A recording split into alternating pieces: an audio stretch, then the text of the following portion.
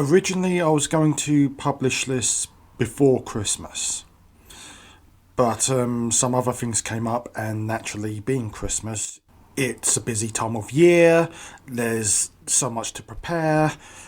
I just didn't have time for it. Also, the mood I was giving off was rather negative. There's a bit of swearing in this, and at one time I do yell into the mic. With that said, this is the Aspie Hyena vlog.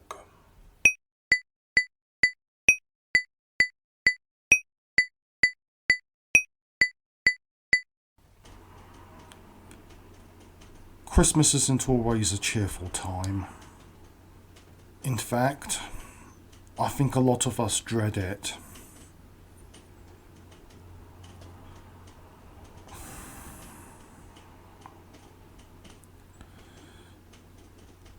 It can be lonely when you've not got family or friends, or if you've suffered a loss.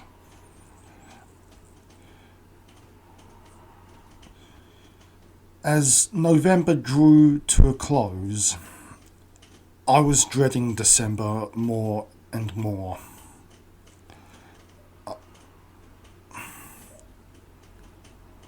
Part of me just wanted to hibernate, just crawl into my bed and hibernate until spring, or just until it was over. As a kid, I was fascinated by Christmas. There always had to be these traditions, these informal ceremonies, not that I shared with anyone else or other members of my family. It's just stuff that I created myself. Like the Christmas tree had to be in a certain position. This decoration had to be hanging here, or this bit of tinsel had to be hanging from this portrait. There was a particular aesthetic to the season, usually involving bright reds and neon purples and forest green, scents of candied fruit and pine, tastes, smells, all that kind of thing. The Coca-Cola ads, the taste of Coca-Cola. We all have our little sensory memory banks of certain memories and sensations that have become ingrained in our DNA. But when you suffer grief or a major loss, it doesn't mean anything anymore. You cannot recapture those sensations when the weight of despair bears you down. It becomes like an anchor, and you feel yourself drowning. Or sometimes the pain is just numb to the extent that you cannot feel any other sensation, positive or negative, pain or pleasure.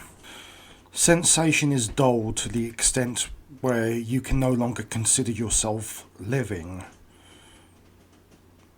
It's almost like a living death, grief. And I did experience that in last November, at the end of last November, just on the eve of December, when I lost my dog Bailey. The whole thing was traumatic. It wasn't pretty, it wasn't dignified, and I just had to get out of the house.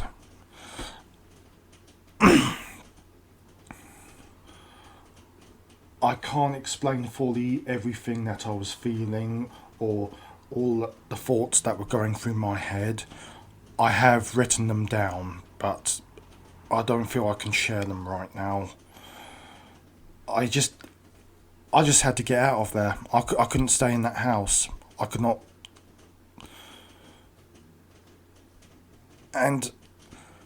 But I remember walking down this disused railway track where there's a public path,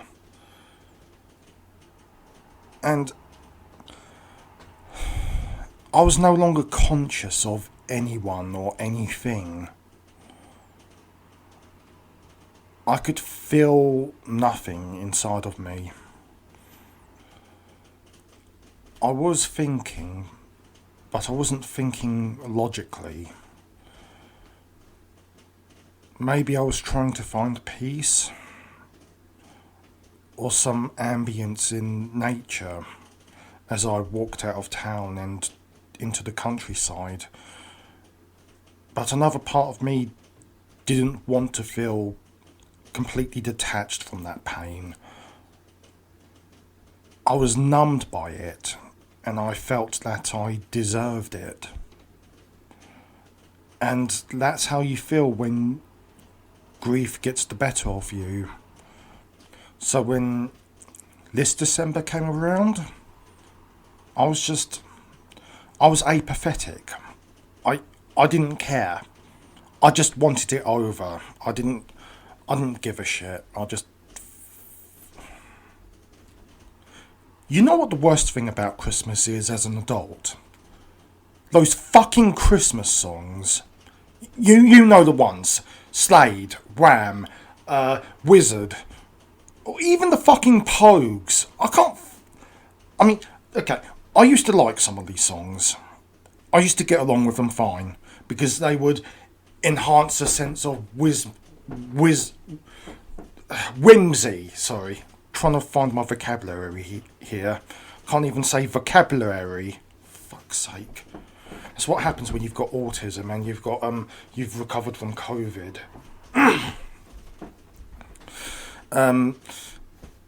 Yeah, they just, you hear them everywhere. There's no escape from them. You want to get your shopping done, and I hate shopping. I fucking hate crowds. I'm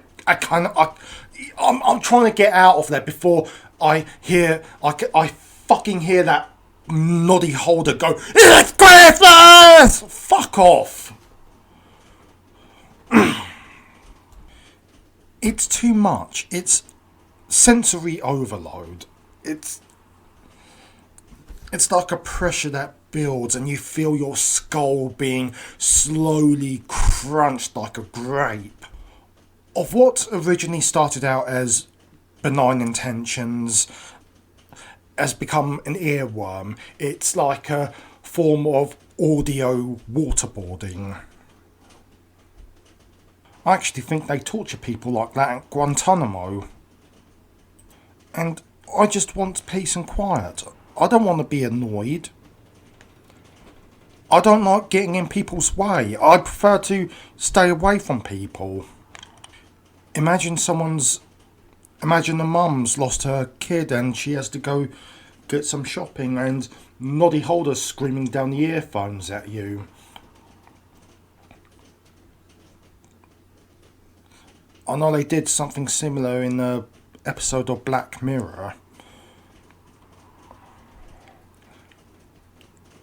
And to think people have to put up with that whenever they just need to get bits and pieces uptown. No wonder so many people are depressed this time of year. They're trying to stick a funnel down our throats and pour down season's greetings and joy and happiness when you're feeling fucking miserable. That's fucking torture right there. You can't force people to be happy. You don't know what they're going through. This year, I'm thinking about children in Ukraine,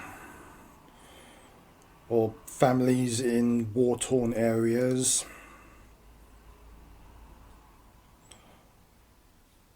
I'm thinking about the parents of those 4 kids who died in that lake when it was frozen over. I think about people who are lonely. I wish there was something more positive I could add to this. Just understand that if someone seems distant or they're having trouble communicating, please understand that they are probably going through something. What are you doing? What? What? Hey, it's alright, it's alright. What's this? What's this? Cookie. Okay, go ahead, sit. Cookie. Cookie.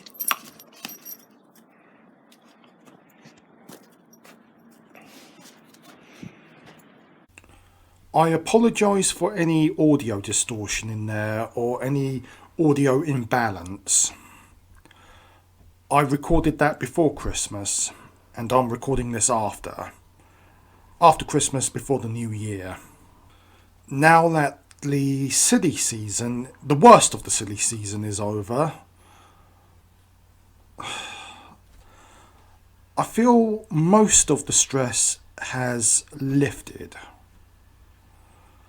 This was an awkward time for me as a kid. That post-Christmas, pre-New Year segment where it's technically still Christmas time, but no one's really celebrating it anymore. We're all back to school and going back to work, blah, blah, blah. Well, not back to school. We don't go back until the New Year, but you get what I'm saying. As an adult, it's more of a relief. I've not been back into Tesco yet.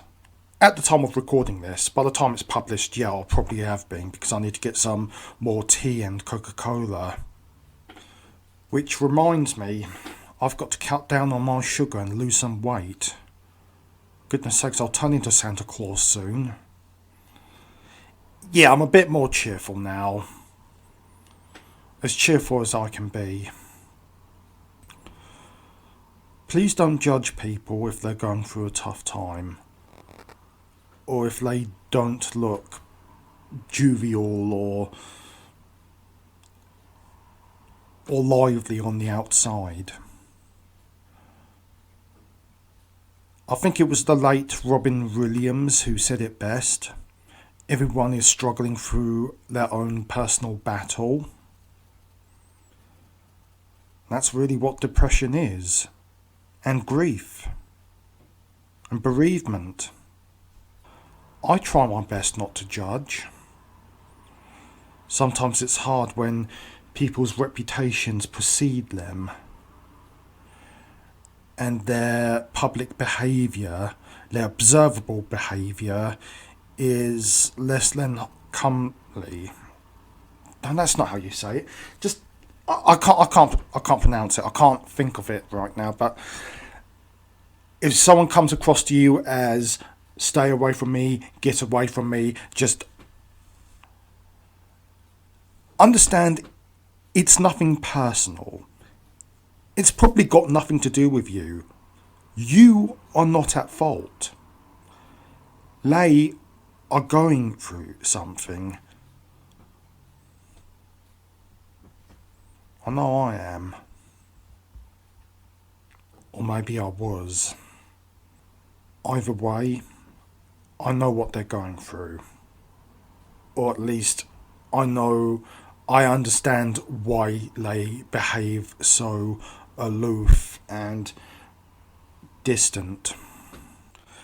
At the top of my head, I cannot think of any viable solution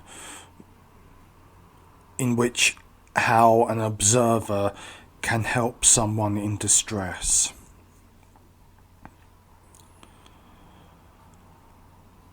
What I would recommend for anyone who is in distress,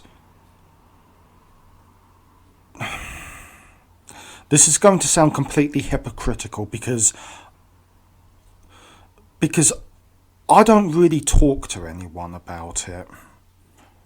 I used to have counselling, but I got better. Then the pandemic happened. Then I lost my mum, and I lost my best buddy Bailey.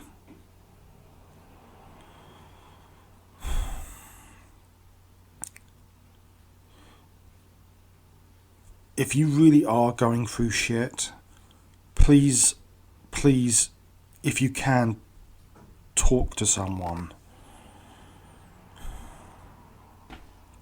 Or maybe if you see someone in distress, someone you know, and you think there's something wrong with them,